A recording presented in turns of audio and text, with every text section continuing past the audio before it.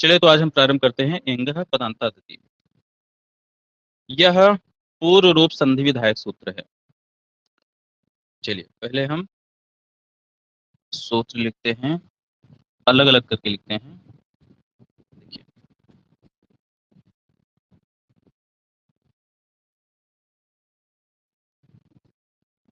एंगः पदान्तात् अति, यह सूत्र है अपना। अब अति किस विभक्ति में है? सप्तमी।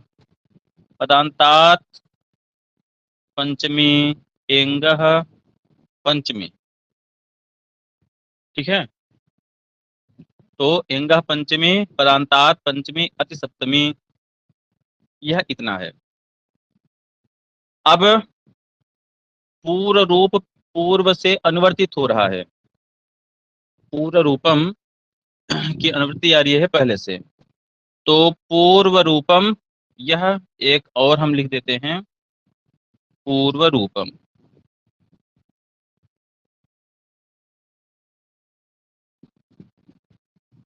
यह प्रथमांत है। तो हमने पहले बताया था कि पंचम्यंत कहाँ होता है? पूर्व में। सप्तम्यंत पर में, प्रथमांत आदेश होता है। अब इसका अर्थ देखिए।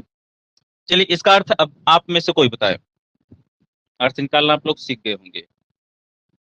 केवल सूत्र को देख करके, ये जो चार पद हमने लिखे हैं, इस चार पद को देख करके और जो हमने पहले सूत्र बताए हैं, सूत्रार्थ निकालने का तरीका, उसको लगा करके आप लोग अर्थ बताएं इसका।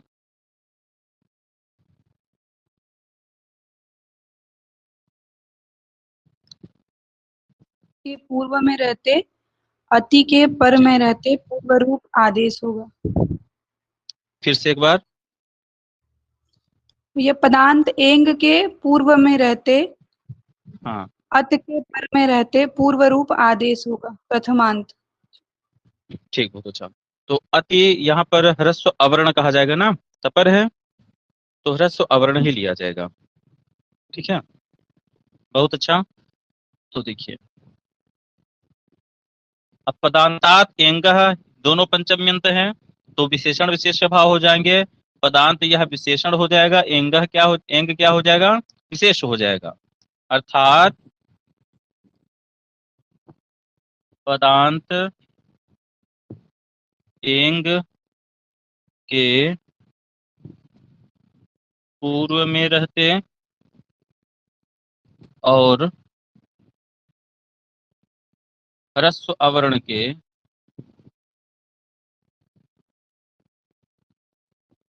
के पर में रहते। अब किसको होगा ये नहीं कहा है, तो दोनों को पूर्व रूप एकादेश हो जाएगा। रहते पूर्व रूप मतलब पूर्व का ही होगा, तो पूर्व रूप आदेश होता है। अब पूर्व रूप पर रूप क्या होते हैं? एक आदेश होते हैं।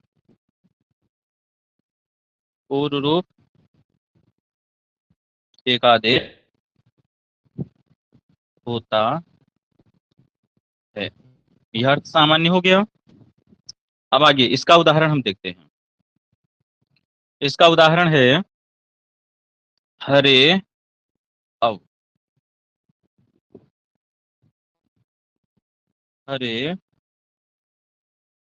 अव, अब बताइए हरे यह कहाँ का रूप है? किस विभक्ति का, किस वचन का रूप है?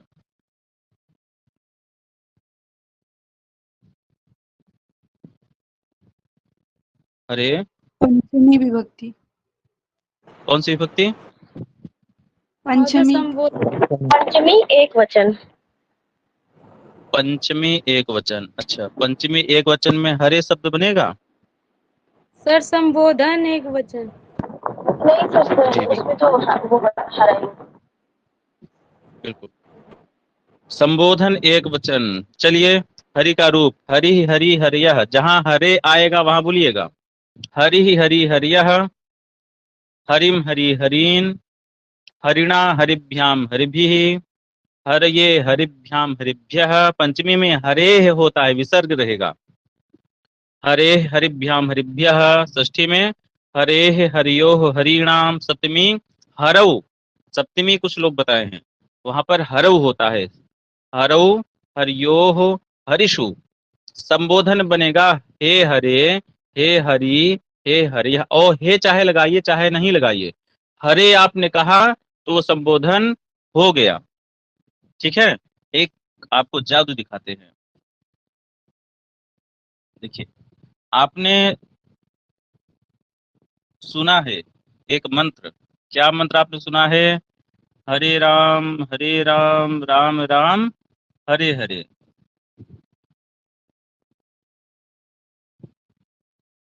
ये आपने सुना है ना?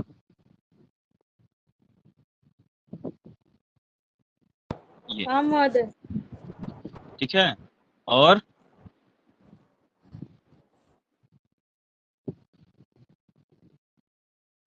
हरे कृष्ण हरे कृष्ण कृष्ण कृष्ण हरे हरे। अब देखिए, यहाँ पर हरे संबोधन एक वचन, राम संबोधन एक वचन, हरे एक वचन, राम संबोधन, अर्थात हम ईश्वर को पुकार रहे हैं। यह मंत्र क्या है?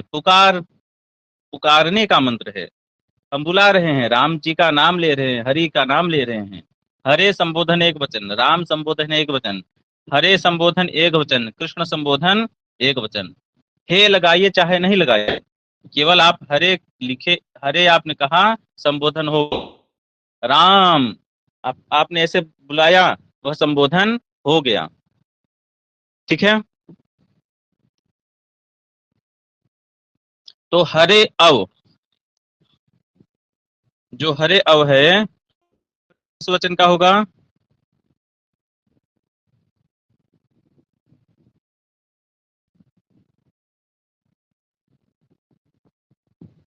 हरे अव जो है किस विभक्ति किस वचन का होगा?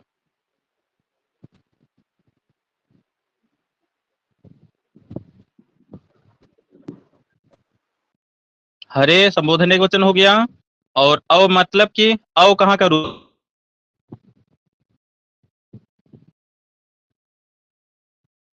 अव को बताइए आप लोग।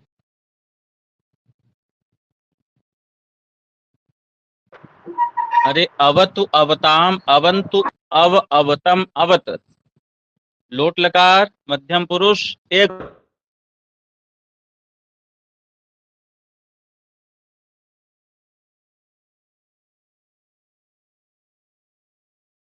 करिए, रक्षा करो, ऐसा कहा जा रहा है, प्रार्थना किया जा रहा है हरि से। ठीक है, तो हरे अव, अब यहाँ पर हरे क्या है? पद है। और हरे शब्द में सबसे अंत में कौन सा वर्ण है? हरे जो पद है इसमें सबसे अंत में क्या है? ए है। तो ए क्या हो गया पद के ए अंत में? ए क्या है पद के अंत में, अर्थात यह पदांत है। तो ए, एंग में ए आएगा कि नहीं आएगा? एंग में कौन कौन सा वर्ण आएंगे? ए ओ आएंगे। तो ए एंग है। यहाँ पर जो ए है हरे में, यह कैसा है? पदांत ए है। एक ऐसा ए है यहाँ पर, पदांत ए है। और पर में क्या है? अवर्ण है। ठीक, तो यहाँ पर सूत्र लग जाएगा एंग पदांता दति, पदांत एंग पूर्व में है और ह्रस्व अवर्ण पर में है, इसलिए यहाँ पर पूर्व रूप एक आदेश हो जाएगा, ए और अ के स्थान पर ए आदेश हो जाएगा।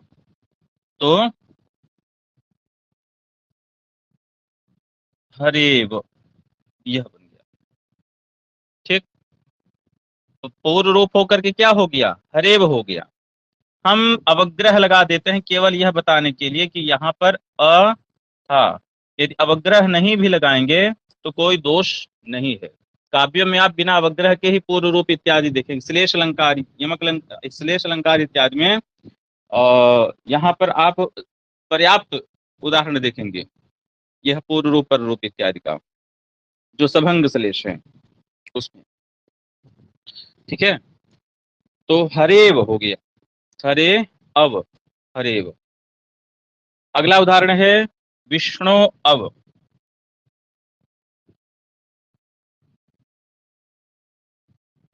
अगला उदाहरण है विष्णु अव। विष्णु कहाँ का रूप है आप लोग बताएं?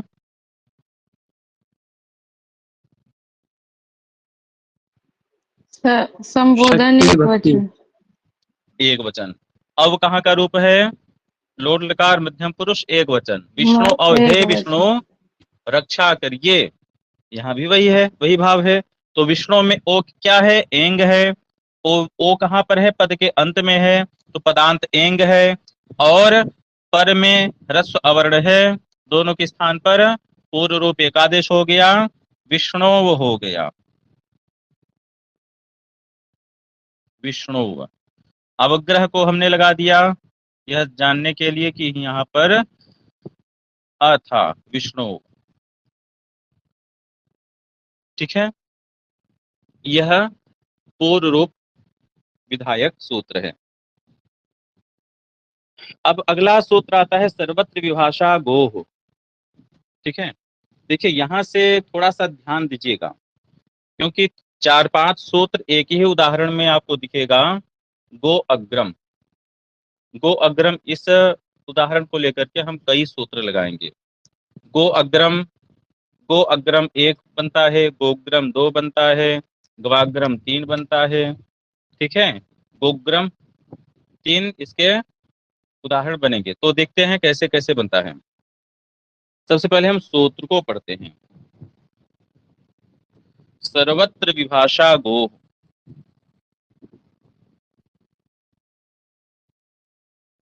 सर्वत्र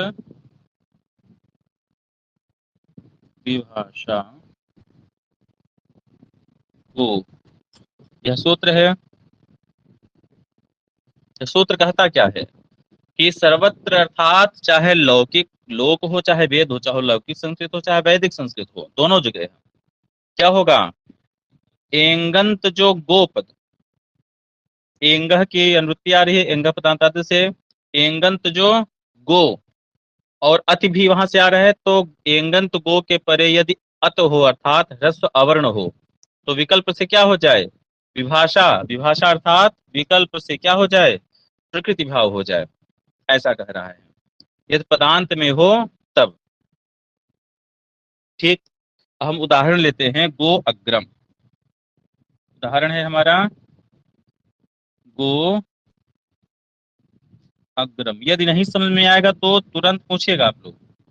गो अग्रम, यहाँ पर सबसे पहले सर्वत्र विभाषा गो हो, यह सूत्र आया। इसने क्या किया? गो अग्रम, गो में जो ओ है यह क्या है? पदांत है। अग्रम बाद में क्या है? ह्रस्व अवर्ण है। इंगंत गो है और बाद में ह्रस्व अवर्ण है, तो यहाँ पर प्रकृति भाव हो जाएगा, अर्थात यही रूप बनेगा। दूसरा रूप क्या बनेगा? यहाँ पर एंग पदांता दत्त लगेगा कि नहीं लगेगा? आप लोग बताइए। लगेगा। सर लगेगा, लग तो गया। क्या हो जाएगा? तो हो गोग्राम। जाएगा पूर्व रूप हो जाएगा। तो हम यहाँ पर कर देंगे गोग्रम, गोग्रम हो गया। यह हुआ। अब देखिए, अब अगला सूत्र आता है, सामान्यतः हम पढ़ लेते हैं। अनेकाल शित सर्वस्य, अनेकाल शित सर्वस्य। अनेक अल वाला और जो शित होता है वो सभी के स्थान पर आदेश होता है, यह सामान्य है। कुछ प्रत्युदाहरण है, जैसे चित्रगोग्रम। यदि चित्रगो हो और अग्रम शब्द लिखा हो, तो चित्रगो में ओ के स्थान पर यण आदेश हो गया है, चित्रगोग्रम हो गया है। लघु सिद्धांत कौमुदी को आप देखते हुए पढ़िएगा। हम केवल लिख करके उदाहरण के माध्यम से समझाना चाह रहे हैं, लेकिन पुस्तक आप अपने सामने रखिएगा, मूल पुस्तक। हिंदी नहीं पढ़िएगा उसकी, केवल मूल मूल सूत्र और वृत्ति आपको देखनी है, हिंदी बाद में पढ़िएगा। पदांते किम गो हो, इसको हम गो हो, इसको हम देख लेते हैं। अच्छा, जैसे यदि हम कहें पदांत शब्द क्यों यहाँ पर रखा गया है? गो है और सी और गस पंचमी और षष्ठी एक वचन में, होता है उसमें बसता है अस, अस बसता है। अब यहाँ पर गो है, गो में ओ है, एंगंत है, और अवर्ण पूर्व में है ह्रस्व अवर्ण, तो यहाँ पर क्या हो जाना चाहिए, प्रकृति भाव हो जाना चाहिए। गो अस बनना चाहिए षष्ठी एक वचन में, पंचमी एक वचन में, वहां पर क्यों नहीं बनता है, क्योंकि यदि पदांत में गो का ओ होगा तभी वहां पर प्रकृति भाव होगा, अन्यथा नहीं होगा, इसलिए पदांत कहा गया है। तो यहाँ पर पूर्व रूप होकर के गोस हो जाता है और विसर्ग होकर के गो हो जाता है। चलिए, अनेकाल सर्वस्य, अनेक अल यदि जहां पर हो, और अथवा शकार तालव्य शकार इत हो जहां पर, वह आदेश संपूर्ण के स्थान पर होते हैं। पूरे के स्थान पर जिसको आदेश होंगे उसको पूरे को हटा करके वहां पर आदेश हो जाएगा। लेकिन अगला सूत्र आता है गिच्च। गिच्च क्या कहता है, यदि वह गित हो तो वह अनेकाल होते हुए भी अंतिम के स्थान पर ही आदेश होगा। यदि वह गित हो, गित आदेश यदि अनेक अल वाला हो तो वह अंत के ही स्थान पर होगा, सभी के स्थान पर नहीं होगा। हम उदाहरण के लेकर के देखते हैं, लेकिन एक अगला सूत्र पड़ता है उसको भी हम समझ लेते हैं। अवंग स्फोटायनस्य, अवंग स्फोटायनस्य क्या कहता है कि पदांत यदि एंगंत गो शब्द हो, एंगंत पदांत गो शब्द हो, तो अच यद यद पर में हो तो वहां पर अवंग आदेश हो जाएगा विकल्प से। ठीक है, अवंग स्फोटायनस्य, स्फोटायन ऋषि का मत यहाँ प्रदर्शित किया गया तो विकल्प से है, अवंग आदेश क्या है, विकल्प से है। जो कंडीशन है पूरा सरस्वती भाषा गोह वाला है, पदांत एंगंत गो शब्द हो, ठीक है, एंगंत पदांत गो शब्द, और फिर अच पर में हो, तो यहाँ पर यह आदेश होगा। देखिए, सर्वत्र विभाषा गोह का कंडीशन हम देखते हैं। सर्वत्र विभाषा गोह में क्या कंडीशन है, पूर्व में पदांत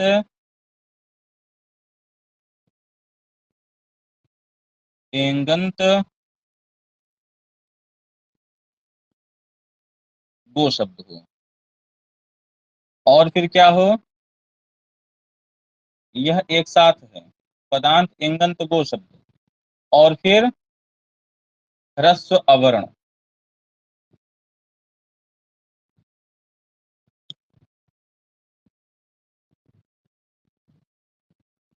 ह्रस्व अवर्ण हो। तो यह कंडीशन जहां पर मिलेगा वहां पर क्या होगा, वहां पर प्रकृति भाव हो जाएगा।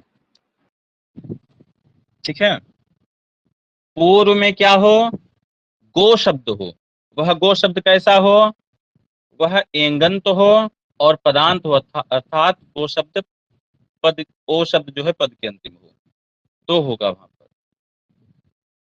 और इसके पश्चात ह्रस्व अवर्ण पर में हो, ठीक है, तो ऐसा कंडीशन होना चाहिए सर्वत्र भाषा गोह में। अवंग स्फोटायनस्य में क्या है, बस यही जो ह्रस्व अवर्ण है उसको हटा दीजिए, जो ह्रस्व अवर्ण है पूरा कंडीशन यही रहेगा, केवल पर में क्या हो जाएगा, अच हो जाएगा। ठीक है, यह हो जाएगा किसका, अवंग स्फोटायनस्य, इसका उदाहरण हो जाएगा। पदांत एंगंत गो शब्द पूर्व में हो और अच पर में हो, तो वहां पर क्या हो जाएगा, अवंग स्फोटायनस्य विकल्प से अवंग आदेश हो जाएगा। जैसे गो अग्रम, इसी उदाहरण को हम लेते हैं, गो अग्रम। अब गो अग्रम में ओ क्या है, पदांत एंगंत है गो शब्द, और बाद में अग्रम ह्रस्व अवर्ण है जो कि अच है, तो यहाँ पर ओ को अवंग आदेश हो गया, ग और अवंग और अग्रम, यह शब्द हो गया। अब अवंग में जो अंगा है उसकी संज्ञा हो गई, लोप हो गया। आ को हमने ग में सम्मिलित कर दिया, ग व और अग्रम। अब यहाँ पर हमने लगाया सूत्र अकः सवर्णे दीर्घः, सवर्ण दीर्घ हो गया तो क्या बन गया, गवाग्रम।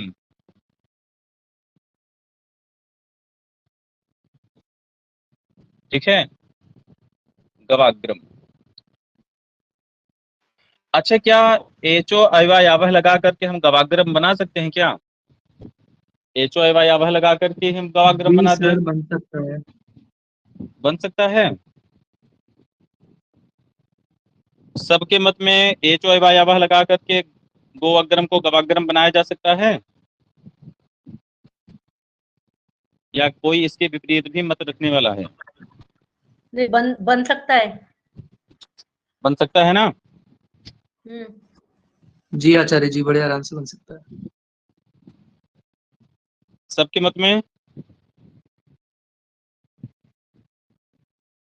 कांता दास जी, नहीं बन सकता है। क्यों नहीं बन सकता है? महोदय बन सकता है। हेलो जी। Hello sir.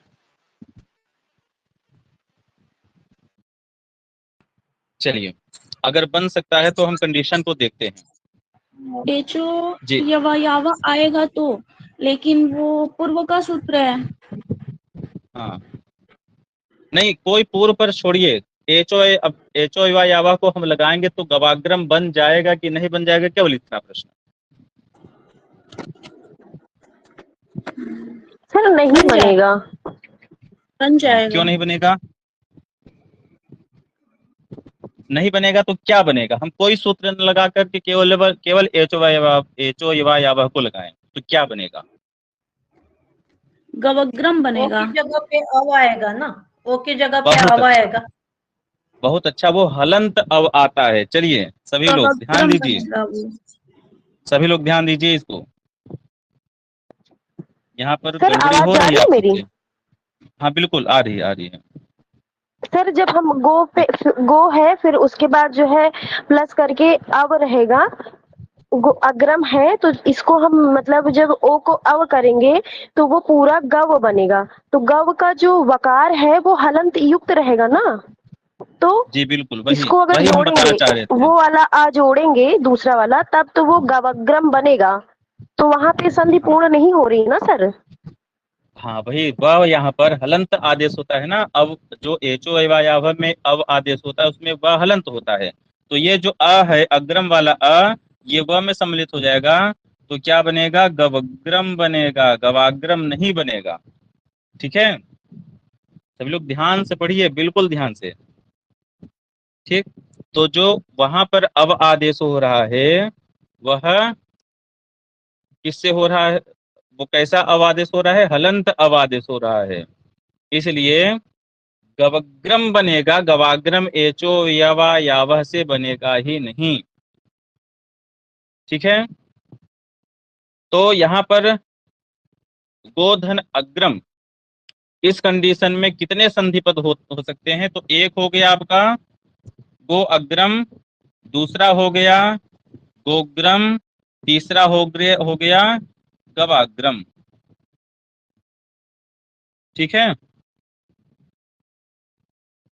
ये तीन हुए आपके, गो अग्रम, गोग्रम, गवाग्रम। यदि प्रश्न पूछता है कि गोधन अग्रम, इस स्थिति में संधि पद कितने हो सकते हैं, तो संधि पद कितने होंगे, तीन। अथवा पूछ सकता है कि गोधन अग्रम इस अवस्था में कौन कौन सी संधियां हो सकती है नीचे, तो एक ऑप्शन गो अग्रम दे सकता है, और एक दूसरा ऑप्शन गोग्रम दे सकता है, तीसरा ऑप्शन गवाग्रम दे सकता है, चौथा ऑप्शन को छोड़ दे सकता है। तो तीन उसमें सही होंगे। अथवा गोधन अग्रम इस कंडीशन में कौन सा संधि पद नहीं होगा, तो गो अग्रम, गोग्रम, गवाग्रम और गवग्रम, यह चार ऑप्शन दे दिया। तो वहां पर आपका गवग्रम यह गोधन अग्रम में नहीं बनेगा। ठीक है, चलिए, हेलो ये सर। स्पष्ट हुआ ये? जी सर मुझे जैसे यहाँ पे जब सर्वत्र विभाषा गो होता है, गो, तो जी वहाँ पे जब हम गो करते हैं उसके बाद जो है अग्रम रहता है, तो पहला जो है एंग है, मतलब हाँ पदांत एंग होने के कारण, और पंग पर जो है अत होने के कारण वहाँ पर हम सर संधि यही करेंगे ना, एंग पदांता दति से पूर्व रूप संधि ही होगी। नहीं, जो पहला हमने बनाया है, पहला कंडीशन जो आप देख रहे हैं इसको, ये सर्वत्र विभाषा गोह से बना हुआ है। दूसरा जो जी बना सर। हुआ है तो वह सर एंगा पदांता दत से बना हुआ है। तीसरा जो बना हुआ है वह अवंस्फोटायनस्य। जी सर। सर यहाँ पे यही नहीं समझ में आ रहा सर, जो हम गो अग्रम बनाए हैं इसमें संधि तो हाँ, हम पूर्व रूप ही लगाएंगे ना सर, सूत्र तो अलग अलग है। पूर्व रूप संधि कहाँ होगी यहाँ पर? यहाँ पर तो प्रकृति भाव हो गया ना। अच्छा जी सर। सर इसमें एक देखिए, बार ये वाला समझा दीजिए फिर, अवंग स्फोटायनस्य वाला। अच्छा देखिए, अवंस्फोटायनस्य, देखिए यहाँ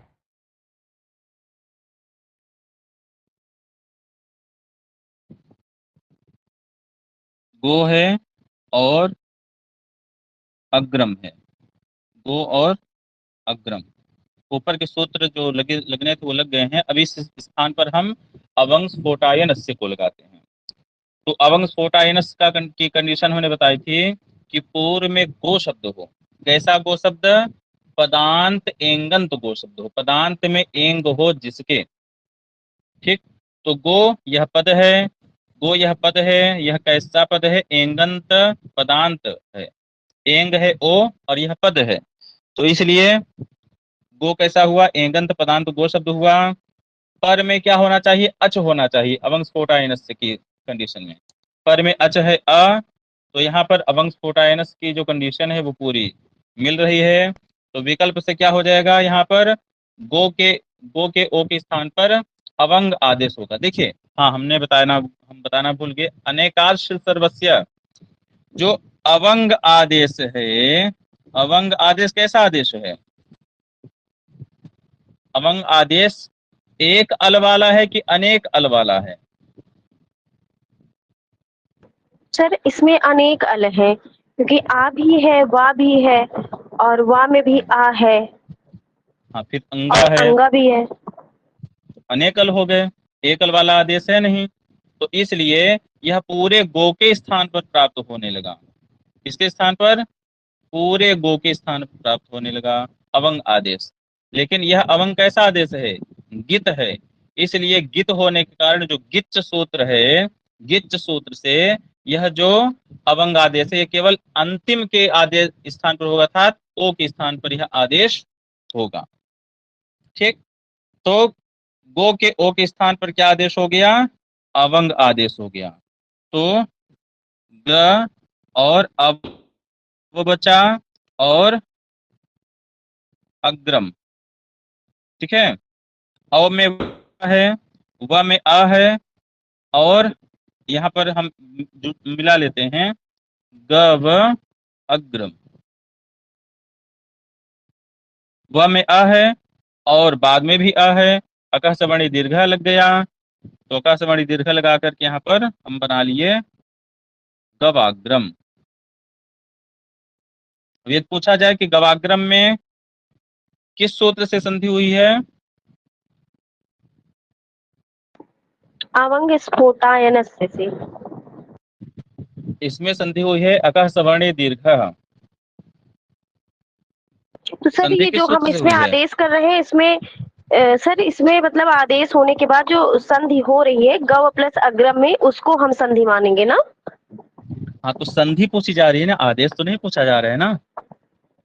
जी सर, तब तो फिर दीर्घ संधि। अब हाँ, अवंग स्फोटायनस जो है वह अवंग आदेश केवल कर रहा है, ये ध्यान रखिएगा।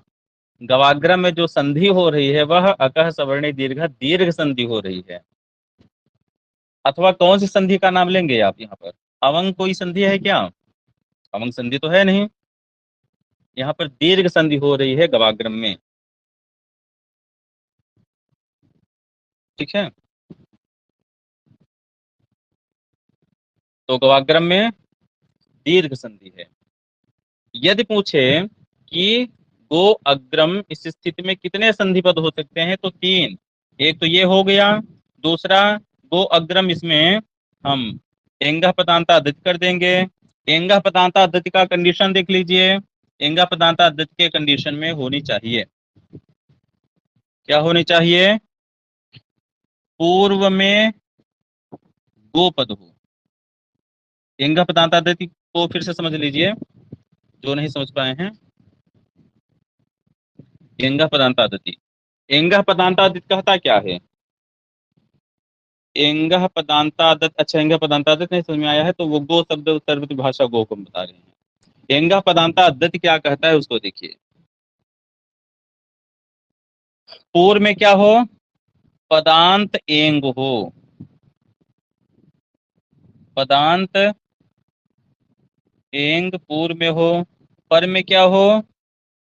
पर में ह्रस्व अवर्ण हो। पर में अ हो, तो वहां पर दोनों के स्थान पर एक आदेश हो जाएगा। यही आदेश हो जाएगा। जैसे गो अग्रम है, गो अग्रम, इस स्थान पर गो क्या है? पद है। पद पद यह कैसा पद है? एंगंत पद है। एंग है अंत में, ऐसा गो पद है। बाद में अवर्ण है, ह्रस्व अवर्ण। एंगा पदांतादेश यहाँ पर पूर्व रूप हो गया, तो जो ये अग्र गो के ओ में समाहित हो गया, तो केवल बचा क्या? गोग्रम। इसको हम सामान्य रूप से क्या लिखते हैं? गोग्रम। तो दूसरी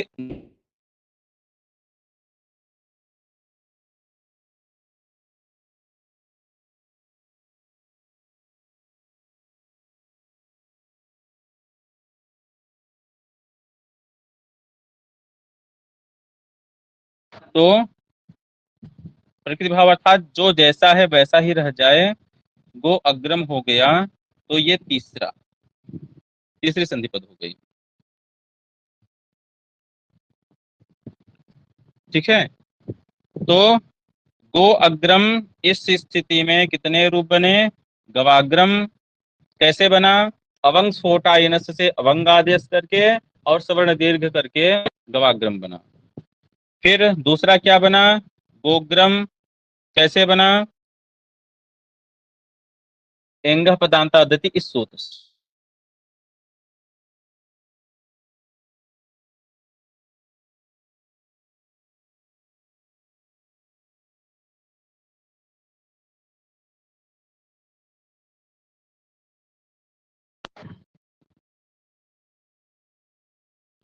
स्पष्ट है ना सबके लिए?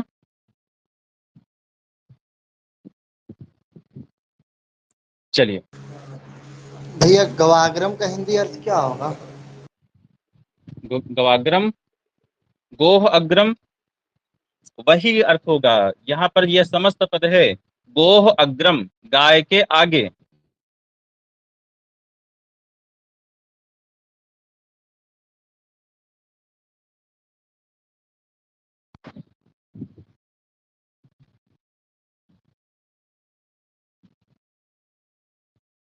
चलिए अब अगला सूत्र हम देखते हैं। इंद्रे च,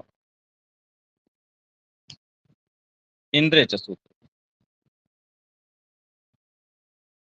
अगला सूत्र है इंद्रे च। इंद्रे च क्या कहता है? अवंग आदेश करता है। वो अवंग स्फोटायनस्य के जस्ट तुरंत बाद यह सूत्र आया है इंद्रे च। तो इंद्रे च सूत्र अर्थात इंद्र शब्द पर में हो। इंद्रे किस विभक्ति में है? सप्तमी में है। तो सप्तमी विभक्ति कहाँ होती है? पर में होती। तो इंद्र शब्द क्या हो? पर में हो। अब पूर्व में जो कंडीशन था अवंग स्फोटायनस्य का, पदांत एंगंत गो शब्द पूर्व में हो। ठीक है। तो इसका कंडीशन क्या बना? इसके कंडीशन को देखते हैं। पदांत एंगंत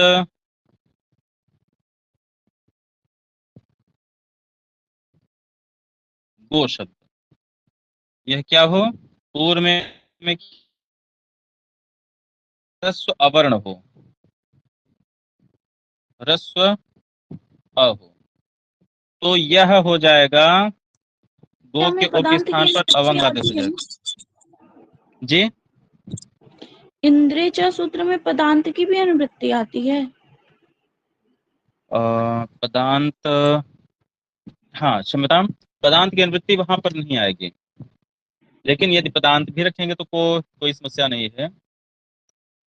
ठीक है, क्योंकि पदांत तो होगा ही, गवाम इंद्र गविन्द्रः, पदांत तो हो ही जाएगा, लेकिन पदांत की अनुवृत्ति नहीं लाएंगे तो कोई समस्या नहीं होगी। तो पदांत को हम हटा ही देते हैं, यहाँ से हटा दिया। अनंत गो शब्द पूर्व में हो और ह्रस्व अवर्ण पर में हो, तो इसको हम देखते हैं कि कैसे बनता है। चलिए, और यहाँ पर हमने लिखा, स्क्रीन नहीं दिखाई दे रही। स्क्रीन सबको दिख रहा है? स्क्रीन स्क्रीन दिख रहा है? नहीं सर, केवल ऐसे आपका नाम ही लिखा रहा है, अभी तो शो हो रहा है। नहीं, स्क्रीन दिख रहा है सबको? जी हाँ जी दिख सर, रहा है। अभी आ गई। न दृश्यते महोदय। कुछ नेटवर्क की समस्या तो नहीं है सबके पास? इदानीं दृश्यते। चलिए, ठीक, नेटवर्क की ही समस्या हो सकती है। चलिए, तो गो इंद्र, ठीक है, गो इंद्र है। अब यहाँ पर हम इंद्रे, यहाँ पर देखिए, अभी हम यहाँ पर देखें तो गो इंद्र में एचो यवा यावह सूत्र लग सकता है कि नहीं? हमें बनाना है गवेंद्र, हमें बनाना है क्या? गवेंद्र। तो ये तो हम ओ को अवादेश कर दें, गुण कर दे तो गवेंद्र हो जाए। ऐसा हो सकता है कि नहीं हो सकता है? गोधन इंद्र में एचो यवा यावह से गवेंद्र बन सकता है कि नहीं? गविंद्र बनेगा। बहुत अच्छा, गविंद्र बनेगा, क्योंकि जो अवादेश होगा वह हलंत होगा और ई उसमें जुड़ जाएगा तो गविंद्र हो जाएगा। ठीक है, तो इसलिए यहाँ पर हमें क्या करना है? इंद्रिय च सूत्र को लाना है। इंद्रिय च सूत्र क्या कहता है? गो शब्द पूर्व में हो और इंद्र शब्द बाद में हो, तो गो के ओ के स्थान पर क्या आदेश हो जाएगा? अवंग आदेश हो जाएगा। तो ग अवंग में केवल अव बचा और इंद्र हो गया। जोड़ दीजिए, गव इंद्र हो गया, व में आ है, ई है, आद गुणा लग गया, क्या हो गया? गवेंद्र। अब यहाँ पर गवेंद्र बताइए कौन सी संधि होगी? गुण संधि। सर गुण संधि। बहुत अच्छा, गवेंद्र में गुण संधि हुई है। ठीक है, गवेंद्र में गुण संधि हुई है, किस सूत्र से हुई है? आद गुण। अदेंगुण। आद गुण, आद आद गुण। गुण, अदेंगुण, अदेंगुण तो संज्ञा संज्ञा करता है करने ना? वाला सूत्र है। बिल्कुल, आद गुण से वहां पर क्या होगा? गुण होगा। तो इंद्रिय च सूत्र का उदाहरण है अवंग आदेश का गवेंद्र। ठीक है, अगर संधि पूछे कि संधि कौन सी है तो गुण संधि है। चलिए, इतना हो गया गवेंद्र।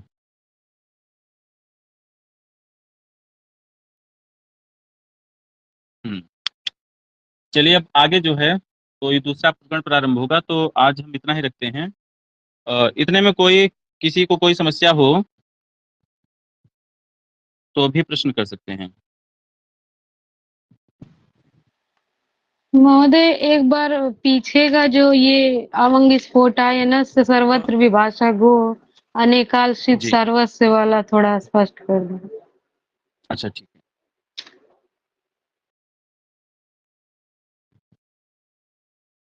देखिए, सर्वत्र विभाषा गोह है। सर्वत्र विभाषा गोह क्या कहता है? सर्वत्र विभाषा गोह कहता है कि जहां पर एंगंत गो शब्द हो, गो शब्द एंग मतलब कि ए ओ, ऐसा गो शब्द, ऐसा गो शब्द, ठीक है। गो शब्द कैसा हो, जिसके अंत में ए हो अथवा ओ हो। यह एंगंत क्यों कहा जा रहा है?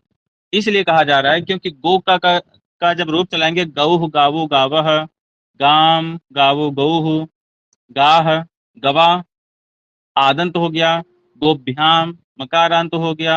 तो एंगंत जहां पर गो शब्द होगा, पद होगा वहीं, ठीक है। और बाद में क्या हो, ह्रस्व अवर्ण हो, बाद में ह्रस्व अ हो, तो वहां पर ओ के स्थान पर कुछ नहीं होगा बल्कि प्रकृति भाव हो जाएगा।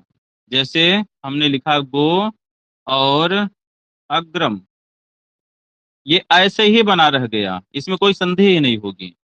इसमें सर्वत्र विभाषा गो से क्या हो गया, प्रकृति भाव हो गया। गो अग्रम में सर्वत्र विभाषा गो से क्या हो गया, प्रकृति भाव हो गया, ठीक है। अनेकाल से सर्वस्य गिच्च, इसको छोड़ दीजिए, इसको नहीं समझना है, इसको छोड़ देना है, बहुत परीक्षा की दृष्टि से कुछ इसमें विशेषता नहीं है। अवंग स्फोटाइनस को देख लीजिए, जो गो का जो ओ है और अग्रम का आ है, उसको प्रकृति भाव कर दिया, अर्थात जैसे है वैसे ही रहे। अवंग स्फोटाइनस से क्या कहता है कि यदि गो शब्द हो, पदांत एंगंत गो शब्द हो, बाद में अच हो, तो गो के ओ के स्थान पर अव आदेश हो जाए। तो यहाँ पर क्या हो गया, गव हो गया और अग्रम हो गया, दोनों को हम संधि कर दिया, अका सवर्ण दीर्घ, गवाग्रम हो गया। फिर हम यहाँ पर एक सूत्र लाते हैं, इंग पदांत अद्धति। इंग पदांत अद्धति अर्थात पदांत एंगंत शब्द पूर्व में हो और बाद में ह्रस्व अवर्ण हो, तो गो है, यह पद है, अंत में ओ है और बाद में अग्रम है, ह्रस्व अवर्ण है, तो पूर्व रूप हो गया, गोग्रम हो गया। अभी स्पष्ट है?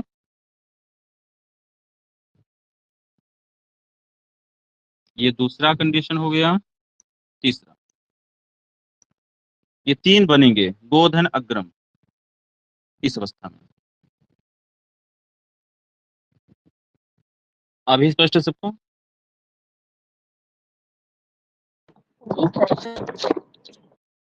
जी, और कोई प्रश्न किसी का?